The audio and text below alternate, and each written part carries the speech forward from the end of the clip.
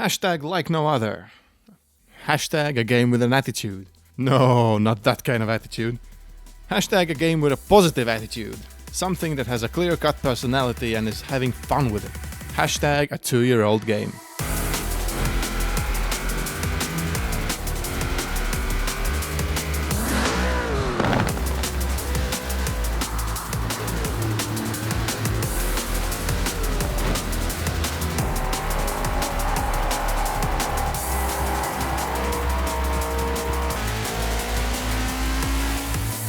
With the extremely limited time I dedicate on new titles, because most of them disappoint me, making me stick to what's proven and has worked perfectly for years, hashtag nostalgia, when I eventually take the time to try a newer entry, I still tend to try out something from a series which at some point in the past provided me with a pleasurable experience.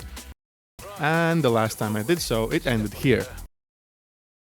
I recently felt a need to try out something else. I had a day to spend, and I had stumbled upon some ancient notes I had made to try out this game. In other words, this video is 2 years too late and completely obsolete. Bye! Nothing to see here. But at the same time, the price for which you can play this thing makes it so relevant. It makes this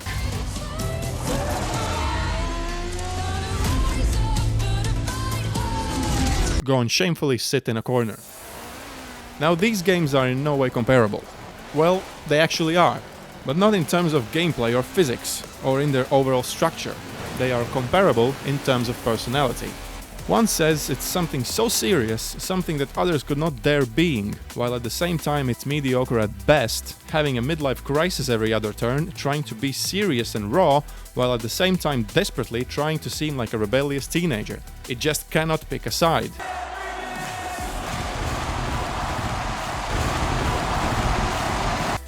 The other is silly and over the top through and through, and when you think to yourself, okay, this is what it is, it goes a step further. It wears its ridiculousness on its sleeve, it knows what it is, and it damn well is taking pride in it. The topic for today is Forza Horizon 4. Gosh, what a breath of fresh air. Now, my history with the Forza series hasn't been very in-depth up to this point. I've never owned a console, so playing any of the much older titles instantly goes out the window. When Microsoft started merging the console and PC ecosystems together, I tried the Forza Motorsport 6 Apex while it was on beta or early access or whatever, and it was horrible at the time. As far as I can remember, the physics were way off, and there were several other problems at the time. I was actually surprised how weird it felt, having heard that Forza Motorsport is actually quite a decent sim series. Apart from that, I've had a couple of hours of gameplay on my friend's console playing Forza Horizon 3. It was fine. I always knew it's an open-world arcade racer. It was pretty good. I have no problem with either sims or arcades, I just really dislike games that feel conflicted in what they're trying to be. This thing isn't conflicted at all. Let's begin with the price. If you're in a qualifying region, during the time of this recording, you can subscribe to a service that lets you play this game for $1 a month, or equivalent, and then $4.95 a month after that, by using the Xbox Game Pass, or when this offer eventually ends, simply around $5 a month. That's completely fine with me, since I definitely won't be playing it for so long to reach its full retail price of around $60. So you boot the game up, and what do you get? You get an intro cutscene. It has several disciplines in it, but the good thing about this intro movie is it only gives you a slight taste of each race. They're not full-fledged races. The transitions are quicker and much smoother than, say, Grid 2019, and everything at least gets accompanied by uplifting drum and bass. Horizon is here to stay.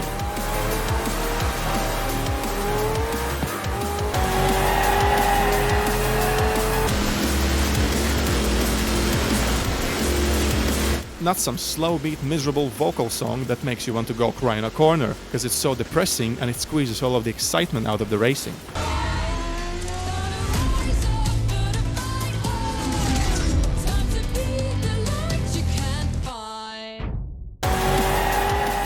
As much as I dislike intro movies that require you to take control at several instances, this at least tried to make it feel energetic through and through.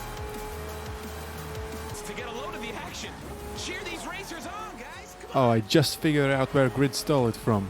I said that Grid 2019 looks like an EDM festival. Well, Horizon actually is an EDM festival, with confettis and fireworks and planes and music and lasers and all of it. Where you can be whatever you want to be. Okay, you're on your own feet now. What happens? You get 2 events that you can attend. Is it mandatory that you do so at all costs right away? Hell no! Go and discover the environment, feel out your car if you want to. As much as the game is limited during the first hour, maybe an hour and a half if you breathe it in and don't speedrun like a psycho, it still feels somewhat organic and alive. It doesn't bother you too much with the new events and options. Even though new stuff constantly pops up and fills your map, you are pretty much as free as a bird during that time frame. Even when it seems like you cannot exit the map without placing a waypoint on a newly offered discipline, you can manually open the map after closing it and remove said waypoint and just do whatever you like. Overall, what does this game offer the player? Oh, road races, illegal road races, which eventually you can race against the AI to proceed the story or against human lap times, dirt races, cross-country races, head-to-head races during free roaming, car shop, car auction, car modifying, car tuning, a massive garage, a currency plus experience, mini missions, which include taxi missions, stunt driver missions, delivery missions and other stuff, speed traps, drift areas, random posters to tear down around the map. Okay, that's a bit much now. 4 freaking seasons that change over time, special events, and probably much more since I'm not done with the game yet. There is pretty much an information overload, to be honest. There are so many things to do that I had to filter some of them out on my map, so that the navigation was a bit cleaner. There is also a car selection overload. Now, I haven't played all of the driving games out there, but this is the most extensive I have come across. And very few of the cars are DLCs. I still haven't stumbled upon a car that I really wanted, which was behind the paywall. There's fucking Kias, there's Hyundais, Opels and Vauxhalls at the same time. There's so many cars, and when you enter the auction, you can see how customizable it all can be. The amount of vehicles is also accompanied with the same amount of unique cockpits, based on what I've seen. I suppose a lot becomes possible when you have Microsoft behind your game with plenty of resources to spend, I assume. Now, even though I could have made the same amount of money or more by racing, I ended up buying powerful cars for cheap and selling them for more, because I quickly noticed a pattern during auction. I entered multiple bidding wars at the same time, and upon winning a car, I instantly put it back on auction for more. Just an interesting side activity to do. It isn't too practical, but it was hella fun for me, until I hit a wall. Apparently, there is a limit on how many cars you can buy and sell during a set time period, though it isn't explained anywhere how many in how long. Oh well, back to racing. This game has such a positive attitude, it's impossible to get mad at it. It's just going to smile right back at you. As it is an arcade racer, I didn't even bother plugging my wheel in, even though it has settings to adjust, wheel support and proper cockpit views. I was pleasantly surprised that I could simulate manual and clutch shifting on a keyboard. Go wherever you want, during free roaming and partly during races as well. Regardless of the car you're driving, you can drive all over the place, which just becomes silly sometimes, but that's simply the personality of this game. Goofy and silly. During races there aren't really any blockades to stop you going off the track. It keeps you on it by having checkpoints placed on the actual track. The available freedom and checkpoints sometimes conflict with each other. You get taken away by the freedom presented and then you realize you have missed a checkpoint. Which is why this game has the most justifiable use for a rewind system out there. It can be so random that the unexpected possibilities just beg for a rewind sometimes. There is an interesting contrast with the graphics. The cars look great, they look amazing. The cockpits are one of the best out there, but the simplistic drive avatars, the wonky looking spit flames coming out of the exhaust, and sound as well.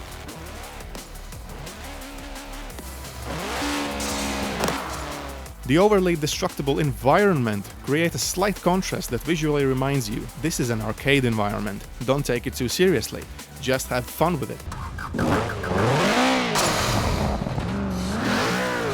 The drive avatars are pretty poor though.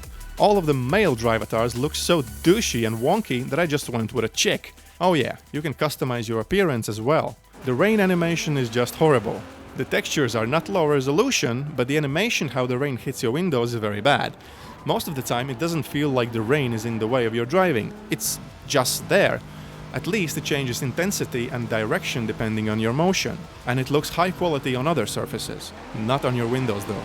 For some reason none of these organizers are able to greet you properly. Sorry, I'm Alex. Oh, it's you! You made it! I'm Jay, by the way. You'll do. Mike Steele, by the way. They all do it mid-conversation and sound a bit wonky. The game has plenty of sea stories happening all around the map, with you taking part in them. They are well aware that it's over the top, so they push the dialogue as much as possible, and occasionally the soundtrack as well. Right, so they couldn't convince Frankie to really cut loose with some dangerous driving. Said it wasn't right for the character. Actors, what are you gonna do? But you're gonna slam the throttle and skid and slide and smash this place to bits, aren't you? Absolutely. We'll select the best shots later.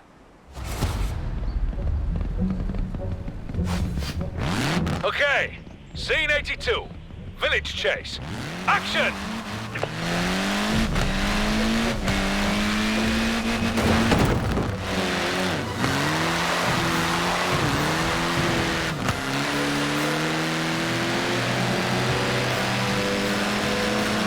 Ha!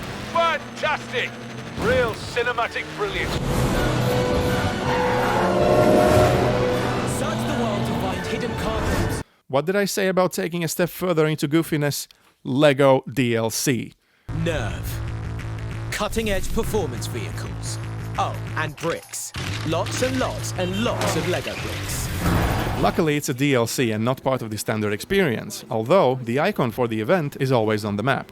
Same with a few more expanded content pieces. Sometimes the game advertises itself, mostly just when starting it up. So when you compare the personalities,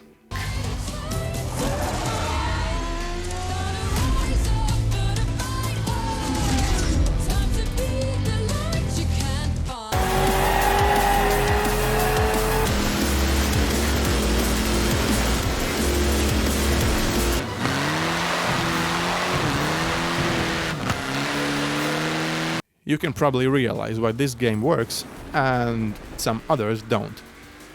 Overall, a nice casual experience with so much stuff to do that the mishaps can be forgiven. It takes Goofy so far that you can be sure it's not an afterthought. Forza Horizon 4 is proud of it. I'll take over the top every day over something that's conflicted and asks you to like it but doesn't put in enough effort itself.